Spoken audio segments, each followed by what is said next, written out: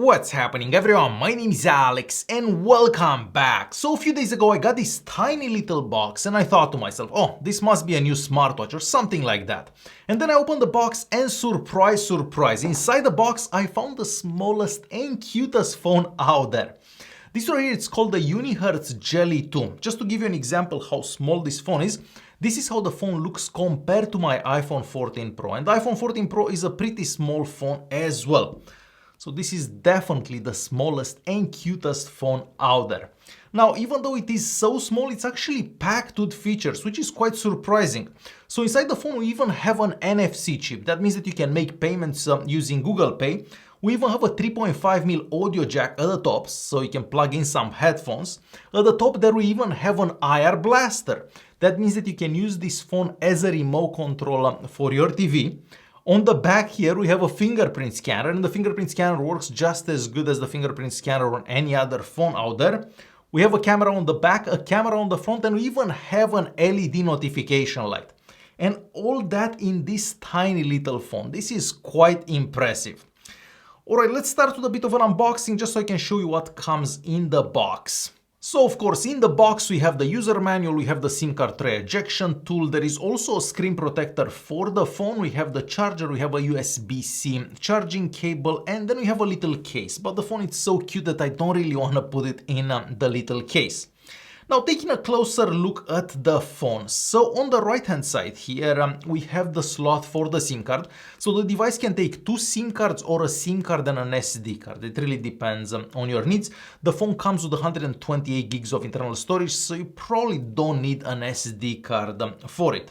Next to that, we have the USB-C charging port, we have that customizable button that I mentioned earlier, and then we have the power button right here. And on the other side of the device, we have the volume buttons. The entire phone is made out of plastic. Now, it's not that heavy, but it is a bit on the thicker side. So when you compare this to my iPhone 14 Pro, for example, it is a bit thicker than my iPhone 14. But still, it's small enough that you can actually hold this in your palm like this. Moving on to the front of the little phone, well, as I mentioned earlier, we have the front-facing camera there, we have an LED notification light, and then we have a 3-inch screen, such a tiny little screen. Just below that screen, we also have the home button, the multitasking button, and the back button. Now, the screen, even though it's so tiny, you can still type on it. Now, of course, the keyboard is gonna be super tiny on it, but the screen has really good sensitivity, so you can actually type normally just as you would on any other phone out there. Now, this phone is also quite powerful. Well, quite powerful compared to a lot of budget phones that I got to try over the past year, I'm gonna say. So this phone is actually more powerful than all the rugged phones that I got to try over the past year. So inside this phone we have the MediaTek Helio P60 that's paired with 6 gigs of RAM, and this device gets an Antutu benchmark score of over 200,000. Quite surprising for such a small device. So you can do pretty much anything on this phone that you do on a regular phone that's just bigger. Now, with such a small screen, of course, it's gonna be a bit more difficult doing certain things on the phone, and not because the phone is not powerful enough, because the phone is actually powerful enough to install any application, to run any application, and even games. But think about it for a second. If you're playing a game and you have both thumbs on the screen, well, you're kind of taking half of the screen. So it's gonna be a bit more difficult doing certain things on such a small screen. But I don't think the phone is actually designed to be a phone that you watch movies on it and you play games on it. This is a small phone that fits anywhere. It's cheap enough that if you lose it or something happens to it, it doesn't matter.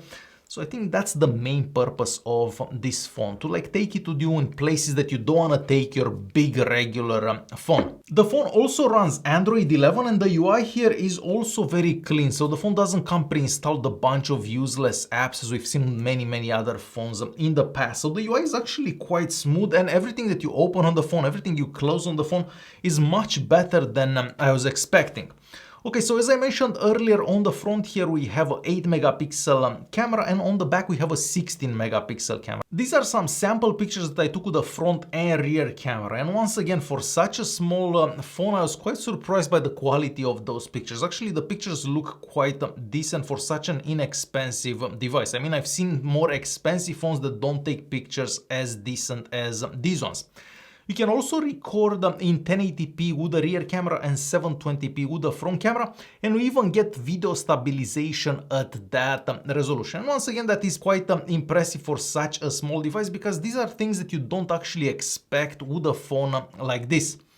So there you have it. This is the Unihertz Jelly 2, one of the most unique phones that I got to try in quite some time. I love the form factor. It is so small, you can hide this phone pretty much anywhere. No, don't think of that.